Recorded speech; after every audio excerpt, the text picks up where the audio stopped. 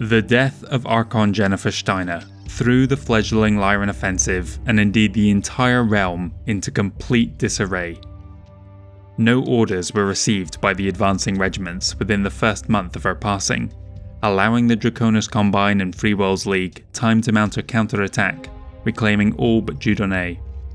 3 days before her passing, another assault force had arrived to reclaim Wyatt, but those two worlds would become the sum total of the Lyran offensive. The Estates General promptly moved to have her son Richard confirmed as the Commonwealth's new Archon. He immediately set about reorganizing the Lyran High Command. His uncle Paul Steiner remained the general of the armies, but he was functionally removed from command. Control of the Kuritan theatre was given over to the Duke of Kars, Graham Kelswa. This shake-up took time, and throughout 2791, the Combine was able to seize another 4 worlds.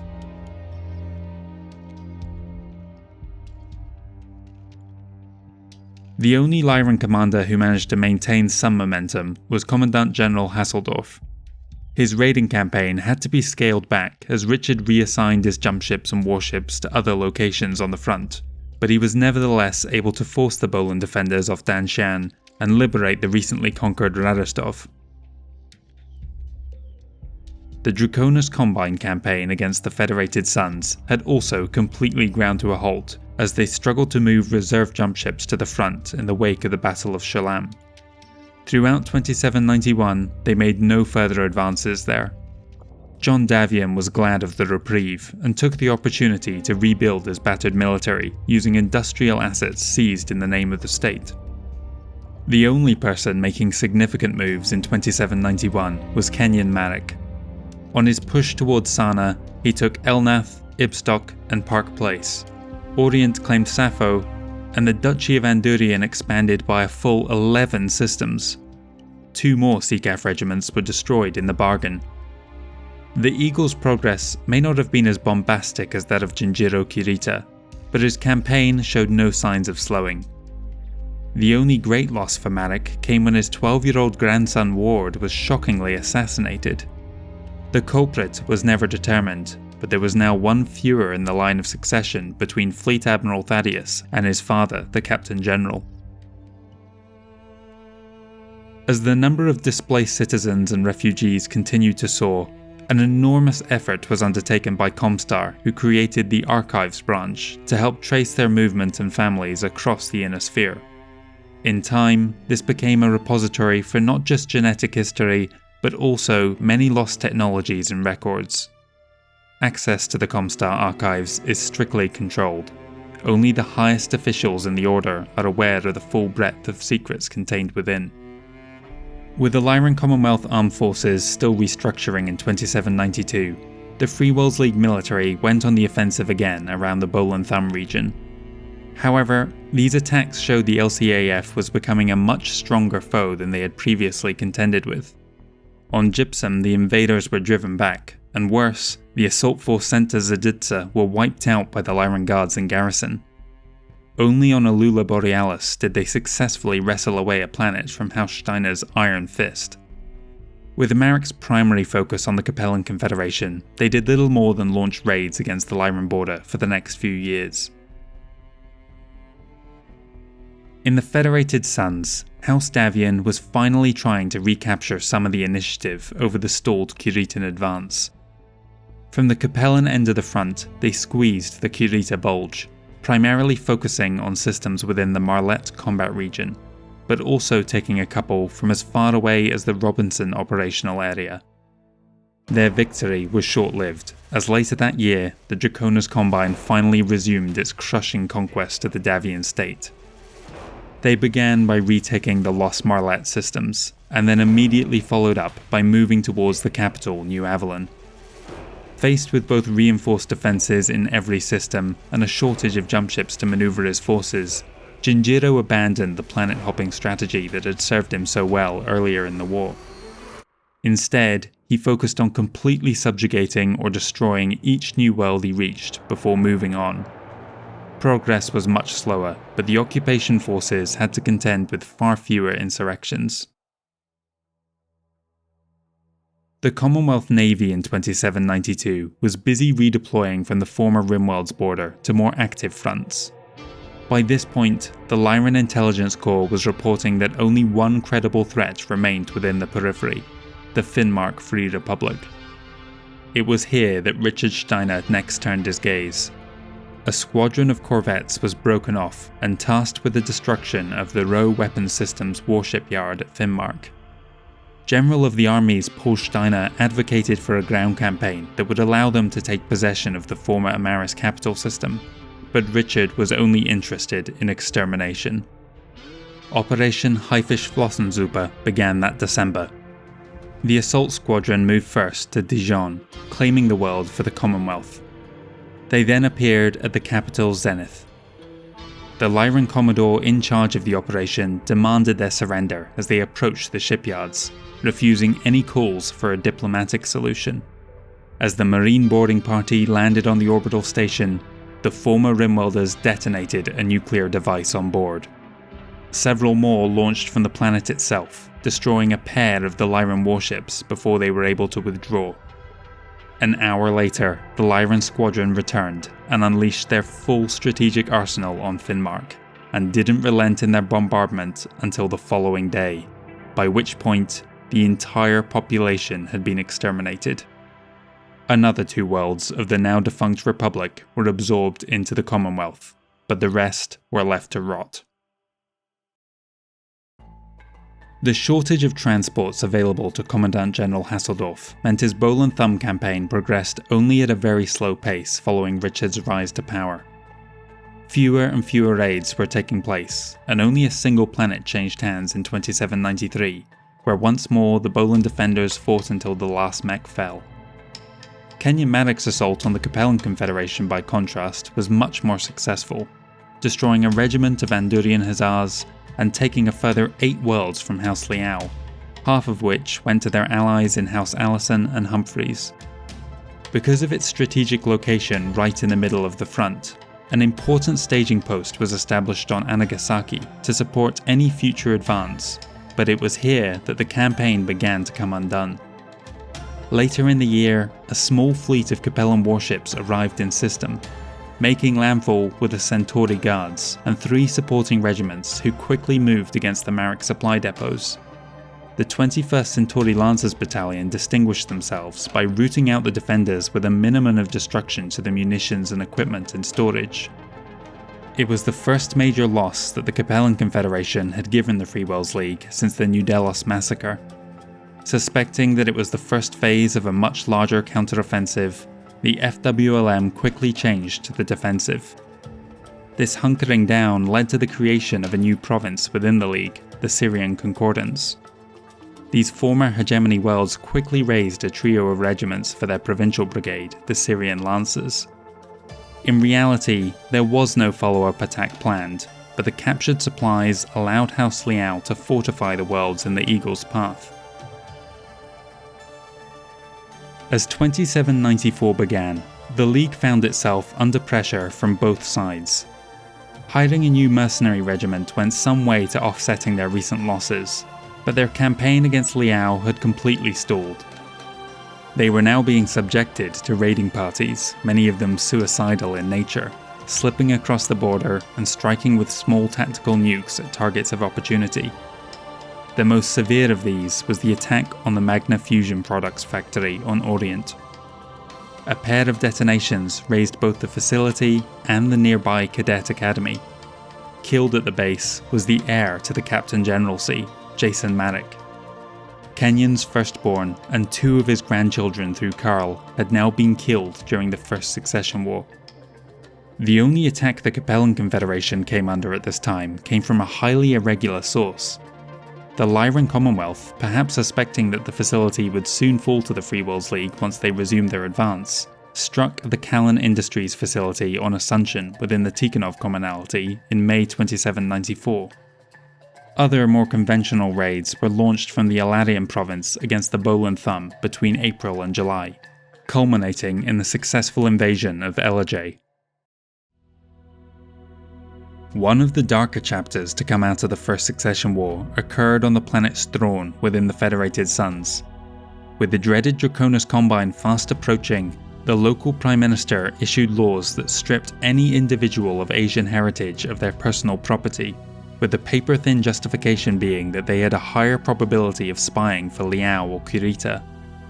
This was indicative of a growing wave of racism born primarily from fear that was permeating throughout the Davion realm. The new laws led to a widespread and long-lasting purge in which countless innocents were killed because of their ethnicity. The deaths were all the more senseless as Thrawn lay in the warpath and was taken by the dragon within the year. Even to this day, an anti-Asian sentiment lingers under the surface in some areas of the Federated Suns, though to discuss it openly is often met with derision. After a few years of rebuilding, the Lyran Commonwealth was finally ready to resume operations against the Draconis Combine. In the years since he came to power, the battle mech factories on Hesperus and elsewhere in the Commonwealth had been working flat out to try and match the demand. Like everyone, the LCAF was in decline, but their prodigious industrial output allowed them to found several new regiments during the war, including 3 for the Arcturan Guards, 3 for the Donegal Guards, 7 new Lyran regulars, and a 2nd regiment each for the Donegal and Sakhalin regulars. The exact date that they entered into the roles is lost to history, but the first of them would see action within the year. Duke Kelsoir's first offensive in charge of the Kuritan front would also prove to be his last. It began promisingly enough, with raids on Dieron and Styx, but things took a turn when Kelsoir accompanied his Tamar Tigers on a deep raid against Benjamin. As the capital of a powerful military district, it would most likely host a large garrison, but spies reported that the system had actually been stripped bare so that those troops might be better used against the Federated Suns. Unfortunately for Steiner, those spies were actually members of the Combine's internal security force and were feeding them false information. They waited until the Tigers were entering the atmosphere before they sprang their trap. A trio of destroyers overwhelmed the Lyran warships and then destroyed the jump ships too, stranding Kelsoir on planet. There he discovered that far from being deserted, Benjamin was still home to 3 mech and 12 conventional regiments. His own battle mechs leapt from the dropships before touching down and dispersed into the countryside, evading capture for the time being.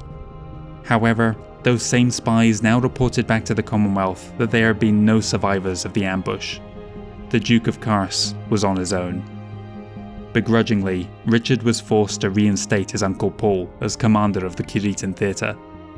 Over the next 2 years, the Draconis Combine was able to take advantage of the rivalry between the Archon and the General of the Armies, allowing them to seize another 4 systems from House Steiner, and destroy one of their mercenary regiments, even as they closed in on New Avalon.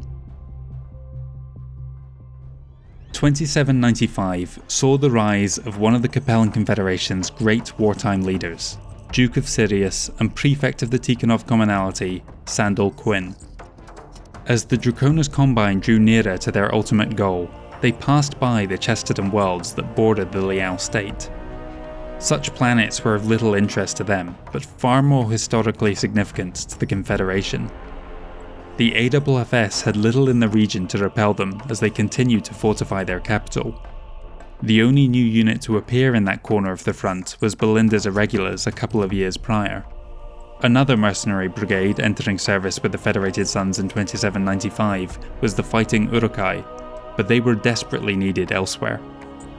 Quinn didn't have the authority to bypass the Strategios, but instead called upon the mercenaries of the region to conduct his private war. He also raised a new brigade from scratch, the Chesterton Voltigeurs. In April, his assault began with landings on Castleton and Mirag. After securing those systems in the name of Tikonov, the Duke next took aim at Farwell and Demeter that August. The Ariana Grenadiers aided him in his attack on the home of the Arcadian Cuirassiers, their first outing since the disastrous campaign on Tirfing had almost destroyed the regiment. Farwell fell after just a few weeks, while the garrison on Demeter held out for 4 months.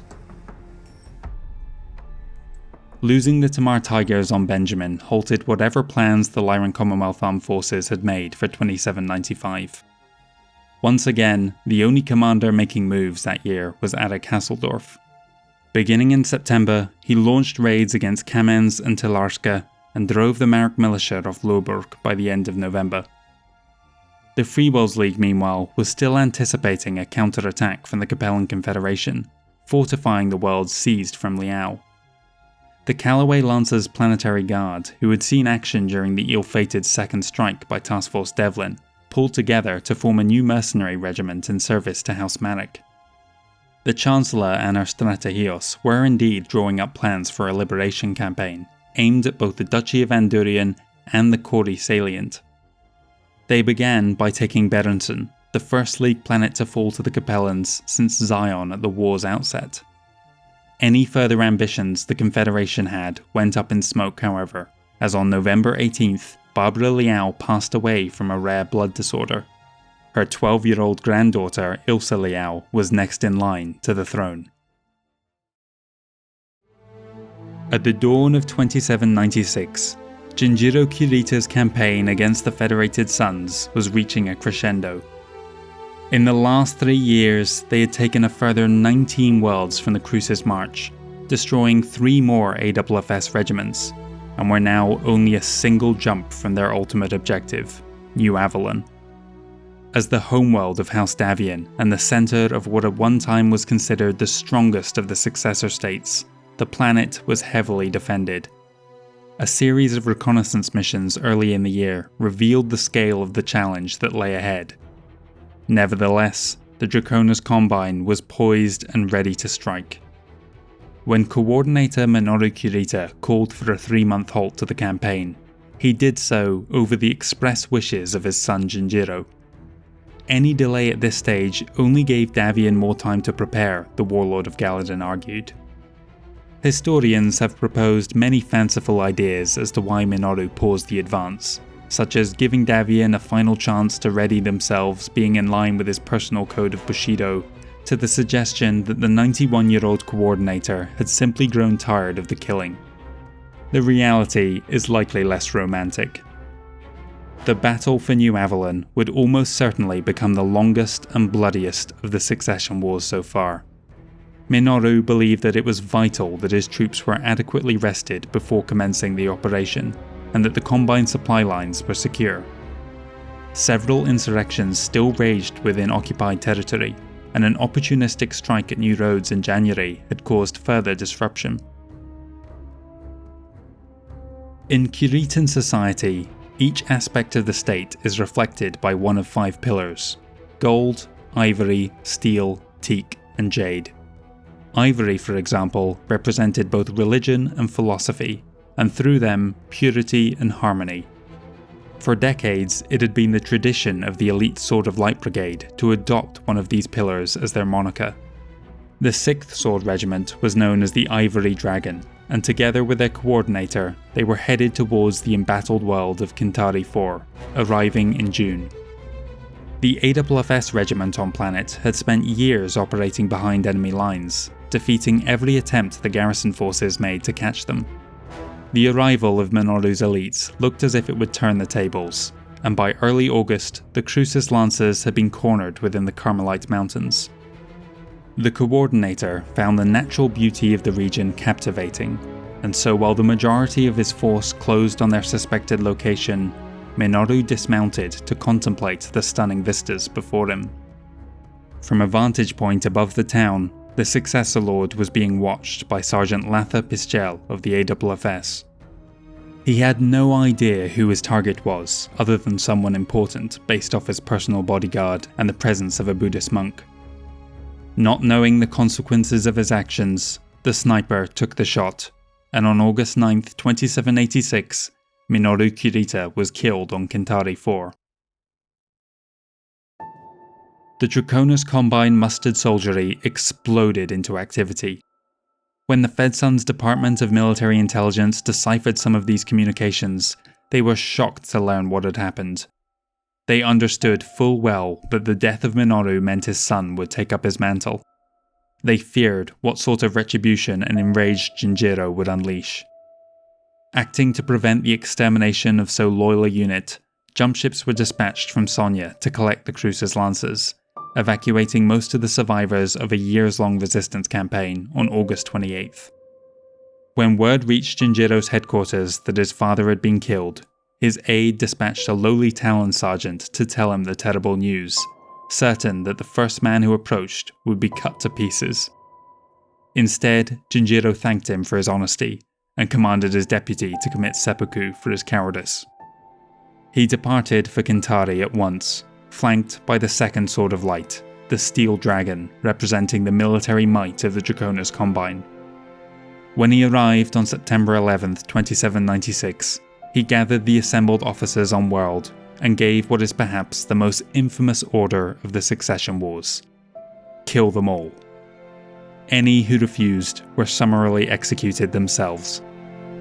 The DCMS began by rounding up the entire population of Corinda City over 2 days, herding them into the Central Park, and then opening fire on the mass of civilians. 100,000 were gunned down in just a few minutes. From there, they spread out across the planet's surface, bringing death and destruction to every major city and town on Kintari. At first, the Combine soldiers went about the slaughter dispassionately, waiting for word from Jinjiro that enough blood had been spilled. They reasoned with themselves that because the killer of the Coordinator had fled, they had left the civilians to take their place on the executioner's block. When days turned to weeks, turned to months, and still the carnage had not ended, those same soldiers took on a different mindset. Some began to waver in their duty, a few even risking their lives to hide survivors. Any who were discovered to be concealing prisoners were killed by the new Coordinator's personal guard, the Otomo. But many others took to treating the locals as vermin to be exterminated, and grew ever more brutal in their methods. By year's end, supplies and munitions had been virtually exhausted. Morale was in tatters, soldiers were committing all sorts of atrocities on any Kintarans they stumbled upon, and yet still Jinjiro did not relent. The officers took to killing civilians by hand, using their once ceremonial swords to behead innocents by the hundreds, if not thousands. The deaths also spread to the rolls of the Draconis Combine, as many were so shamed by their own actions they could no longer live with themselves. The once proud ivory dragon, which had represented the spirituality and ethics of House Kurita, had been permanently and irreparably tarred by the events unfolding. In the new year, the unit was disbanded, and those who didn't abandon the Combine altogether were folded into the reformed First Sword of Light. Jinjiro seemed to revel in the carnage, attending many of the executions in person, and forbidding those present to use any means but the sword to dispatch their victims. Even the pleading of the Buddhist monk who had been witness to his father's death did not move him, except to reach for his own sword so that he could cut the man down. Eventually, it proved too much for some of his enraged staff to bear. The ComStar administrator, Nolan Mordiki, had been under house arrest at their HBG station since the genocide began, cut off from events beyond his walls. In early 2797, the defecting crew of one of Kurita's mobile HQs leaked footage of the massacre to them. ComStar then spread news of events on Kintari across the network. The citizens of the Inner Sphere, who were mostly kept in the dark about the brutality of the raging conflict, were utterly appalled at the barbarity of House Kurita, none more so than those within the Federated Suns. More than any other event in the past 10 years of fighting, Kintari galvanized the populace. They could not tolerate even one more world falling to the dragon, and unrest within the occupied systems skyrocketed. Remember Kintari became the watchword of 1,000 resistance movements. The Draconis Combine mustered soldiery were as shocked as everyone else. The involvement of the Ivory and Steel Dragon seemed a personal affront to their honour. Morale within the DCMS crumbled at what should have been their finest hour, the anticipated capture of New Avalon. The question, of course, is why the Kintari massacre caused such outrage. By this point in the First Succession War, tens of billions had already died either as a result of nuclear, biological, or chemical weapons, or from the collapse of the planetary environment that followed. As mentioned, the intelligence agencies and propaganda divisions within each realm were careful to restrict how much information was out there, but rumours of dead or abandoned worlds were fairly common by this point. The answer lies in how the actual killing was carried out. Not once during the Kentares Massacre were weapons of mass destruction used to eradicate the populace. Jinjiro flat out forbade their use. It's this last point that makes the Kentares Massacre such an infamous event in human history. The fact that the brutal slaughter was carried out by thousands of individuals and not at the press of a button elevated it above other war crimes. Having video evidence of the atrocity made it all the more real for those watching, and further fueled the indignation.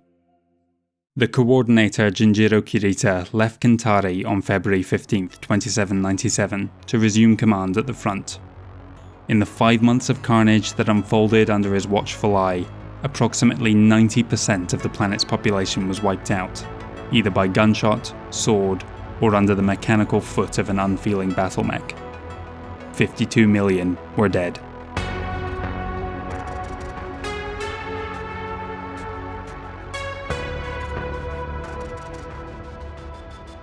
And there we go then, the Kentares Massacre. I know people have been waiting for this all series, you absolute psychopaths. Undoubtedly one of the most infamous events in the whole timeline, and one that is going to have very serious ramifications for House Kurita.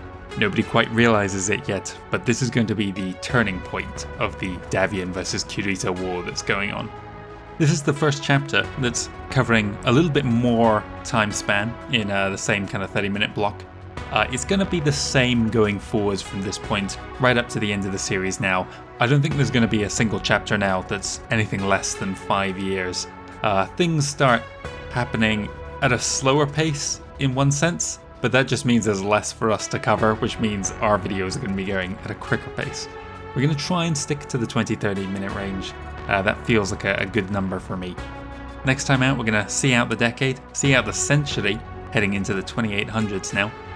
We're going to jump back in time just 1 year and cover what else has been going on while the Kentares Massacre is unfolding.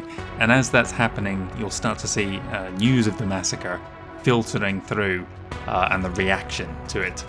It's going to primarily focus on the relatively short reign of the Chancellor Regent. We said, you may remember, that Barbara Liao has passed away and her granddaughter is too young to take office herself. So the Capellans decide amongst themselves to elect a regent to look after the realm, and not wanting to spoil things, but they go on the absolute warpath. Davion has a lot more than just House Kurita to worry about in the next few years. Minoru Kurita has also become the second of the successor lords to lose his life now on the front lines of the war, and he isn't going to be the last. Next time we're going to see the death of yet another successor lord and the rise of their own heir who is going to transform the way their realm is governed. I'm almost saddened to say it, but this is really the last major impactful event in the First Succession War. What it really boils down to now for the last 25 years of the conflict is just a relentless grind. I do fear that this might seep into the videos as it all just becomes a bit of a numbers game. But hopefully I can retain your interest throughout the remainder of the series. Thank you very much for watching, everybody. If you want to support me in making these videos, you can check out the Patreon link in the description below, but please do not feel you have to do that. Every single view matters tremendously to me, and if you can, leaving a comment, liking the video, sharing it around, subscribing to the channel, all that gives me just huge encouragement to keep working on the series. So thank you once again for watching, and I'll hope to see you again next Saturday for the 8th chapter, New Blood.